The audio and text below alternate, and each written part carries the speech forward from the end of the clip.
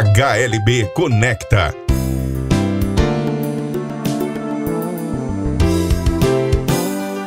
A série de podcasts que liga você aos principais temas do mercado. Bom dia a todos. Eu sou Dalton Lucatelli, Managing Partner da HLB Brasil, e você está ouvindo uma série de podcasts sobre perspectivas econômicas do Brasil e do mundo, chamado HLB Conecta. Hoje estou com os nossos especialistas da área tributária, Murilo Pires e Arthur Jacinto, para falar sobre reforma tributária. A primeira pergunta, obrigado Murilo, obrigado Arthur. Murilo, para você, quais são os principais pontos desta reforma tributária? Acho que o principal ponto, ou os principais pontos seriam, a unificação de diversos tributos, em um único, sendo eles federais, municipais e estaduais, que tem a intenção de simplificar o processo de cálculo de até 9 tributos hoje existentes, hoje apurados e pagos individualmente pelos contribuintes. A possível redução da burocracia, considerando o alto volume de obrigações fiscais que precisam ser transmitidas de forma mensal e ou anual, também considero como outro ponto importante da reforma, porque a tendência também seria de redução. Com esses dois primeiros pontos, é esperado que investiremos menos tempo na interpretação e aplicação de diversas legislações, uma vez que teríamos uma única ao invés de 9, para cada tributo hoje existente. E muitas vezes conflitantes entre si. Sendo assim, a consolidação desses novos tributos tornaria esse processo mais simples. Muito bem. Arthur, como funcionaria essa questão do imposto único no Brasil? Existe esse modelo em outros países? Como bem mencionado pelo Murilo, a ideia é simplificar essa questão tributária no Brasil, trazendo maior eficiência para as empresas e para os investidores ao entender qual é o cenário tributário brasileiro. E a eficiência ela também viria numa questão de gastar menos tempo na interpretação, no cálculo, inclusive no cumprimento das obrigações acessórias. Sim, funcionaria muito bem a questão do imposto único. Esse modelo ele é comumente, na verdade, aplicado em países, principalmente na Europa, onde você tem basicamente um ou dois tributos, um voltado ao imposto sobre a renda e outro voltado a imposto sobre consumo, com alíquotas muito claras e aplicação muito simples. A exemplo, a China, que é um país da Ásia, eles têm só um tipo de tributo com a aplicação da alíquota muito simples na base do lucro das empresas. Isso faz com que você tenha grandes investimentos. Não à toa, a China é hoje uma das grandes potências mundiais. Murilo, Arthur, vocês acham que essa questão do imposto único é benéfica para as empresas e para o estímulo econômico do país? Dalton, se a intenção é tornar o processo menos burocrático, menos custoso e menos complexo para o empresário e investidor, sem dúvida, será benéfico e poderá trazer estímulo para a economia do Brasil. Em virtude da existência de diversas propostas, cada uma com a sua fórmula de unificação, não é possível ainda ter a clareza do real impacto para as empresas, mas é provável que determinados segmentos tenham um impacto maior em detrimento do que outros. O Banco Mundial, na sua última pesquisa, demonstrou que o Brasil é um dos 5 países onde mais se gasta tempo no cálculo e cumprimento de obrigações acessórias relacionadas a tributos. A criação do imposto único auxiliaria o Brasil a descer nesse ranking e tornaria de uma forma, embora ainda não legislado, mas assim, de uma forma geral, o Brasil um cenário muito mais amistoso para investidores. Então sim, você traria um grande estímulo econômico nesse ponto de vista tributário. Mas seria viável mesmo transformar impostos municipais, estaduais e federais em imposto único, existe o risco da carga tributária ficar mais alta? Eventual aumento da carga tributária pode ocorrer dependendo da alíquota a ser utilizada neste novo formato, né? Ou seja, temos tributos que a base de cálculo são distintas, né? Nesse cenário, não é tão simples somar as alíquotas dos tributos que seriam até então unificados para determinar um novo tributo, porque cada um tem uma base de cálculo ou uma origem distinta para a aplicação da carga tributária. Por exemplo, temos o PIS e a COFINS, que são tributos federais, que possuem leis similares e uniformes, né? Eles incidem essas contribuições atualmente sobre a receita, né? E que existem alíquotas variáveis, dependendo do regime tributário adotado, do produto vendido ou do segmento de atuação. O que eu quero dizer? Quando nós somarmos isso ao outro tributo, que é o imposto sobre serviços, né, onde a sua base de cálculo é única e exclusivamente o faturamento, automaticamente a gente pode encontrar não uma uniformização. Por isso que o conceito de como ficará o resultado final, né, da unificação desses tributos deve ser levado em consideração a questão de qual alíquota que será aplicável quando da unificação. Não só isso, nós temos que pensar também que nós temos 27 estados, mais de 5 mil municípios, e nós estamos falando em transformar esses tributos estaduais, municipais e federais em um único tributo que, dentro dos projetos de lei do que se circula com relação à reforma tributária, estariam sob gestão da própria União. Então já existem alguns movimentos, algumas discussões de quem ficaria responsável por essa arrecadação e como se dividiria esse recolhimento, esse tributo, efetivamente como se repassariam para os estados e municípios. Dentro desse entendimento, eu acho que a própria reforma tributária ela tem que será ainda muito discutida, até porque nenhum estado, nenhum município quer perder dentro de todo esse conjunto. Administrativamente, teríamos a capacidade de gerir uma mudança tão importante?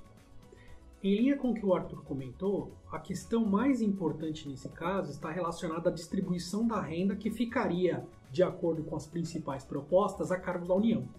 Ou seja, com o imposto único, a proposta seria que os estados e municípios dependeriam do repasse desses recursos pela União, pois a arrecadação ela estaria centralizada, né, com o imposto único. Mas entendo que sim, desde que haja consenso e organização na repartição do valor arrecadado de maneira a manter a sustentabilidade dos estados e municípios, mas sem fazer com que a União perca o controle dessa distribuição dessas rendas de maneira igualitária. O dia a dia das empresas sofreria muito com mudanças muito bruscas, Arthur? Sim, mas positivas. Porque se nós efetivamente conseguirmos unificar esses 9 tributos que estão sendo discutidos, nós derrubaríamos o tempo gasto no cálculo e na gestão desses tributos. Com uma legislação clara e coesa, nós teríamos grande eficiência na hora de calcular e declarar esse tributo para a União. Arthur, qual seria o tempo ideal para a adequação das empresas das novas normas? E quais medidas de cautela as empresas devem assumir para evitar possíveis erros? Dalton, é muito difícil falar ainda sobre tempo ideal para adequação de normas que ainda não estão bem dirigidas, né? Nós ainda não temos muitas definições. O que nós vemos toda vez que tem alguma alteração grande nos tributos, vamos falar do imposto sobre renda, que teve algumas alterações há alguns anos atrás. Essas alterações elas passaram nada mais, nada menos do que 10 anos até serem absorvidas completamente pelos contribuintes. Essa questão do imposto único também não seria nada rápido. Qual é a proposta atual? É que esse tributo único, esse imposto único, ele seja implantado paulatinamente, ou seja, não vai se extinguir do dia para a noite os tributos em questão, os 9 tributos em questão, será implantado e conforme a administração desse tributo for ganhando corpo, as coisas forem se alinhando, os demais tributos vão tendo suas cargas tributárias reduzidas até se extinguirem, ok? As medidas que as empresas poderiam assumir sempre estar acompanhando as alterações da legislação, estarem preparadas com bons consultores para que elas possam ser corretamente assessoradas e não cometer nenhum tipo de falha na implantação desse tributo. Mas ainda temos muito o que falar com relação a isso e com certeza haverão novas linhas ainda a serem discutidas. Na visão de vocês, essa reforma deve passar ainda este ano ou ficará provavelmente para 2020? Seria ótimo, né, que isso ocorresse, até para que a gente pudesse se dedicar a negócios e esperar os investidores já num cenário mais bem acomodado da legislação tributária, né? Entretanto, eu considero difícil termos essa aprovação esse ano, porque se considerarmos a reforma da Previdência, né, foram diversos meses de debate, sem contar que já vinha sendo debatido a questão da reforma da Previdência em anos anteriores, né? Então, quando falamos de reforma tributária, é importante lembrar que se ouve falar da reforma tributária há pelo menos 10, 15 anos, né? E considerando que essa unificação trará principalmente a mudança na gestão da arrecadação do tributo, né? Hoje isso não é consenso entre os diferentes entes da administração e poderia ser um problema. Entendo até que esse é um dos principais problemas para que essa reforma vá adiante na velocidade que a gente espera. Exatamente. Conforme dito, nós estamos trazendo à União hoje o poder arrecadatório que está na mão de mais de 5 mil municípios em 27 estados. Ou seja, eu estou, de alguma forma, tirando o direito desses municípios e estados a terem sua receita própria de forma direta e passando para a União dividir essa receita. Então, há muito que se discutir com relação a isso. Eu sou uma pessoa que acredita que alguma aprovação há de vir ainda esse ano, mas nada final e nada muito concreto. Hoje, a política do Brasil, o cenário político do Brasil, tem mostrado vontade de trazer mudanças. Então, o que me parece é que algo será aprovado, algo será discutido e encaminhado, mas não de forma definitiva. E as empresas, elas tomam essa reforma como urgente? Penso que já estamos atrasados do ponto de vista de tornar nossos produtos e serviços competitivos no cenário internacional. O modelo atual ele já demonstrou que o processo é moroso, de forma geral mais caro para o empresário e o que mantém o Brasil ainda como um país que ele não é atrativo para o investidor. Considerando ainda a complexidade e a manutenção da forma interpretativa das legislações hoje municipais, estaduais e até federais ainda existentes.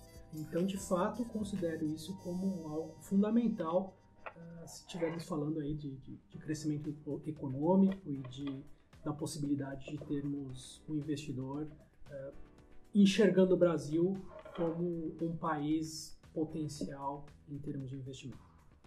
No cenário internacional, isso é muito cobrado do Brasil. Há pouco tempo atrás, a Índia teve uma reforma tributária onde ela tinha um dos mais complexos sistemas tributários e passou a ter 2 impostos somente. E isso atraiu sim muito investimento para a Índia e estabelecimento de empresas, inclusive as empresas indianas elas passaram a ser muito competitivas no cenário mundial.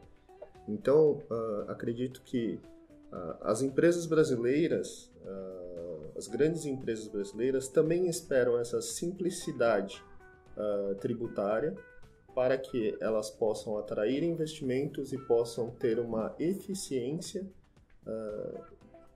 tributária, obviamente, e para que também o Brasil possa ter aportes de capital de empresas estrangeiras e, com isso, um crescimento econômico mais acelerado.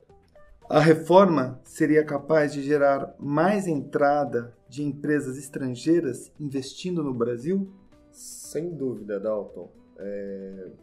Hoje, primeiro, como especialista de tributos e auxiliando muitas empresas estrangeiras a entrar aqui no Brasil, entender o cenário tributário, existe grande dúvida dos investidores externos de como funciona o cenário tributário. Existe uma preocupação também muito grande com o cumprimento de toda a legislação brasileira. Todos sabem que o Brasil tem um sistema tributário complexo, pelo menos aparentemente complexo, se comparado com países da Europa, por exemplo. Então, existe uma insegurança desses investidores para com o investimento no Brasil, porque sabe-se que o custo tributário do Brasil é alto. Quando nós falamos de uma simplificação dos tributos, naturalmente nós teremos um movimento maior, uma vontade maior desses investidores que veem o Brasil como o principal país da América Latina e um país com um grande potencial de negócios, para esses investidores tomarem a decisão de trazerem suas operações para o Brasil. Eu complementaria com outros 2 pontos que também para mim são de extrema importância, que fogem um pouco da questão tributária, que é a questão da falta de investimento do governo em infraestrutura e a insegurança política, né? Eu acho que esses 2 fatores combinados com a questão da complexidade fiscal e alta carga tributária, de fato, causam um desinteresse natural pelo investidor estrangeiro no Brasil. Muito obrigado, Murilo Pires, muito obrigado, Arthur Jacinto, por darem esclarecimentos a uma reforma tão importante para o país. E muito obrigado a você, ouvinte, por participar de mais um episódio do nosso HLB Conecta. Muito obrigado e boa tarde. Você ouviu HLB Conecta. Obrigado pela audiência e até a próxima edição. HLB Conecta, a série de podcasts que liga você aos principais temas do mercado.